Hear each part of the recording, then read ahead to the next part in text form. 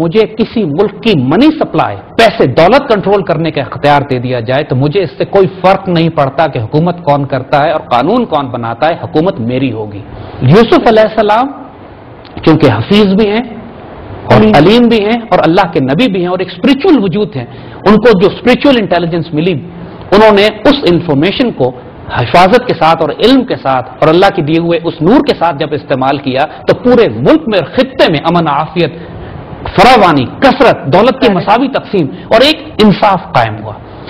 یہ ایک بہت کریٹیکل ایلیمنٹ ہے ہمارے دین میں، ہمارے قرآن میں، جو اتنا زیادہ ایمفیسس ہے منی مینجمنٹ کے اوپر۔ اور اب ہم یہاں پر آپ کو وہ بات قرآن کی بتاتے ہیں کہ قرآن پاک نے یہودیوں پر اتنا ایمفیسس کیوں کیا ہے۔ دیکھیں ان کی کوالٹیز کیا بتائیں گے۔ پہلی کوالٹی یہودیوں کی اللہ تعالیٰ قرآن میں بتاتا ہے یقتلون الانبیاء انبیاء بغیر الحق، انبیاء کو ناجائز قتل کرتے ہیں، یعنی بالکل جرم کی انتہا کہ انبیاء کو قتل کرتے ہیں۔ دوسری یہ بتائی کہ یکنزون الذهب والفضہ کی بات کی، کہ سونے اور چاندی کے ذخیرے جمع کرتے ہیں، پہاڑ بناتے ہیں اپنے پاس، سونے اور چاندی اکٹھا کرتے ہیں، اللہ کی راہ میں اس کو خرچ نہیں کرتے۔ تیسری ڈیفینیشن یہودیوں کی اللہ تعالیٰ نے یہ دی کہ اللہ کی کتاب کو خود لکھتے ہیں، اللہ کی آیتوں کے بلشترو بیات اللہ ثمنا قلیلا، یعنی خود ہی سے جھوٹی کتابیں لکھ دیتے ہیں اور کہتے ہیں یہ اللہ کی طرف سے، حالانکہ اللہ نے ایسا کوئی حکم جاری نہیں کیا ہوتا، یہ جھوٹ بولتے ہیں اور فساد کرتے ہیں زمین میں۔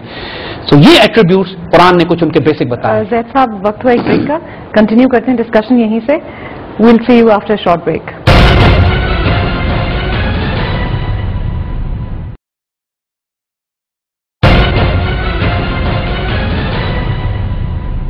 پروگرام براس ٹیکس میں ایک بار پھر خوش آمدید۔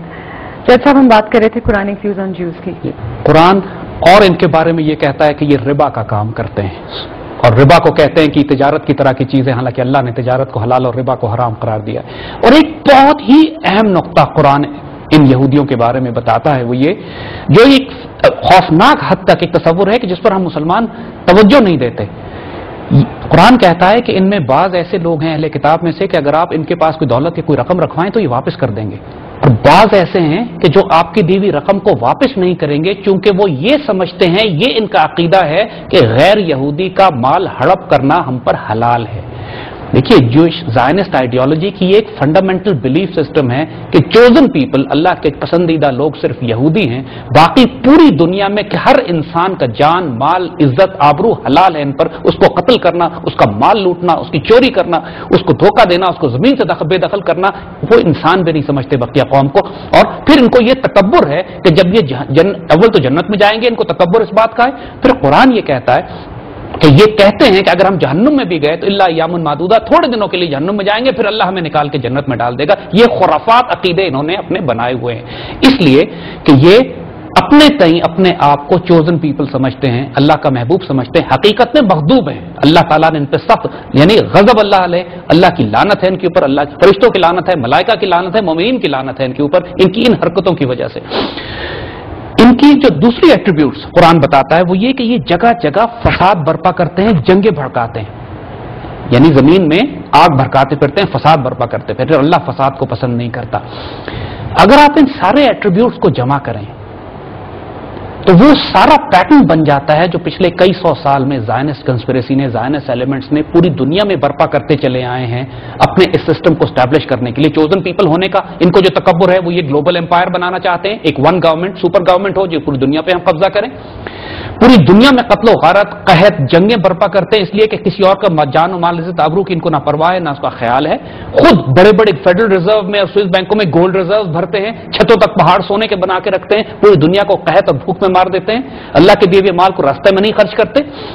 ان کے وہ سارے ایٹریبیوٹس آپ اگر بلڈ کر کے ایک پیٹرن بنائیں تو you can understand very clearly کہ ربا اور انٹرسٹ بیسڈ اکنامک سسٹم کی بنیاد پر جو اس کے ساتھ فنڈامنٹل ریکوائرمنٹس ہیں اس نظام کو قائم رکھنے کی، قتل و غارت ہے، تباہی بربادی ہے، حکومتوں کے تختے الٹنا ہے، قوموں میں فحاشی، برائی، بدکاری کو عام کرنا ہے، لوگوں کے اخلاقی زوال برپا کرنا ہے، مذہب کو اڑا کے رکھ دینا ہے، یہ سارے فنڈامنٹل ریکوائرمنٹس ہیں اس ربا کے نظام کو قائم رکھنے کے لیے۔ آئیے میں مثال آپ کو دیتا ہوں، اور یہ مثال ہم آپ کو دیں گے انجیل سے۔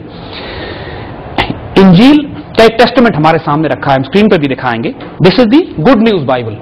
یہ ایک اس انجیل کے مختلف ورژن ہے، لیکن یہ بائبل کا ایک ورژن جو کہ اسٹینڈرڈ بائبل ببلیکل سوسائٹی کی طرف سے ایشو ہوتا ہے، مارکیٹ میں اویلیبل ہے، کہیں سے آپ اٹھا کے دیکھ سکتے ہیں۔ اس میں ایک بہت ہی حیرت انگیز واقعہ بیان کیا گیا ہے مارک 11 میں، نیو ٹیسٹمنٹ مارک 11 میں، کہ عیسیٰ علیہ السلام जब जेरूशलम जाते हैं, when Jesus goes to Jerusalem के नाम से वो चैप्टर शुरू होता है। एक अजीबोगरीब बात याद रखिएगा कि ईसा अलैहिस्सलाम नई शरीयत लेकर नहीं आए थे। शरीयत मूसा अलैहिस्सलाम की थी जो चली आ रही थी, ओल्ड टेस्टामेंट जो था। ईसा अलैहिस्सलाम उस लॉ के साथ लव लेकर आए थे, मोहब्बत लेकर आए थे, प्यार लेकर आए थे, क्योंकि यहूदियों ने कानून को इतना अलल हर्फ, इतनी ज्यादा सख्ती से इंप्लीमेंट करना शुरू कर दिया था कि मोहब्बत का पहलू निकल गया था उसमें। वो वाकई याद है कि जब एक बुतकार औरत पे संसार करने, इसको पत्थर मारने की बात हुई तो यहूदियों ने इंसार किया इस पर वो कानून नाफिज किया जाएगा तौरात का, तो ईसा अलैहिस्सलाम ने यही कहा कि वही संसार करे इसको जिसने खुद बुराई ना की हो। और फिर जब वो एस्पेक्ट, जब तुम्हें कोई एक थप्पड़ मारे तो तुम उसको दूसरा गाल दे दो, ये मोहब्बत, दरगुजर, माफी, मोहब्बत, प्यार, ईसा अलैहिस्सलाम इसको लेकर आए थे। और ईसा अलैहिस्सलाम का जो इमेज है एक हम्बल, सॉफ्ट, मोहब्बत करने वाले वजूद का, फॉरगिविंग वजूद का। अब आप एक कैफियत देखिए, ईसा अलैहिस्सलाम जेरूशलम जाते हैं, ये इंजील में लिखा हुआ है, मार्क 11 न्यू टेस्टामेंट। बैतुल मक़दस शरीफ में जेरूशलम जाते हैं, मस्जिद में दाखिल होते हैं, इबादतगाह में दाखिल होते हैं, और यहां लिखा हुआ है कि ईसा अलैहिस्सलाम जलाल में आ जाते हैं, वायलेंट हो जाते हैं, और वहां पर मस्जिद के सहन में सूदखोरों ने, मनी लेंडर्स ने अपनी टेबलें लगाई होती हैं और लोगों को सूद का कारोबार कर रहे होते हैं। ये टेस्टामेंट हमारे सामने है, यहां पे लफ्ज मनी चेंजर इस्तेमाल हुआ है। ओल्ड पुरानी किताबों में मनी लेंडर्स हैं, मनी लेंडर का लफ्ज इस्तेमाल हुआ है, और ये सारा काम चर्च की यानी यहूदियों की निगरानी में मस्जिद के सहन में हो रहा था। ईसा अलैहिस्सलाम ने मेजें उलट दी, वायलेंट हो गए, मारा उनको। यानी ये तसव्वुर नहीं कर सकता कोई शख्स ईसा अलैहिस्सलाम इतने जलाल का मुजाहरा करेंगे। आपने किया, और साथ आपने अगला लफ्ज ये फरमाया कि अल्लाह का घर है जो इबादत के लिए, तुमने इसको चोरों का गढ़ बना लिया, you made it a Dane of thieves. ये बाइबल में लिखा हुआ, हम स्क्रीन पर दिखाएंगे भी आपको, और ये बाइबल हमारे सामने पड़ी है, these word, exact words are used there. और इसके बाद अगला जुमला ज्यादा दिलचस्प है, वो ये है कि the chief priest and the makers of the law और the teachers of the law heard this and then they plotted to kill Jesus. ईसा अलैहिस्सलाम की कत्ल की साजिश यहूदियों ने उस वक्त बनाई जब ईसा अलैहिस्सलाम ने सूदखोरी के निजाम पर हमला किया। ये इंजील में लिखा हुआ है।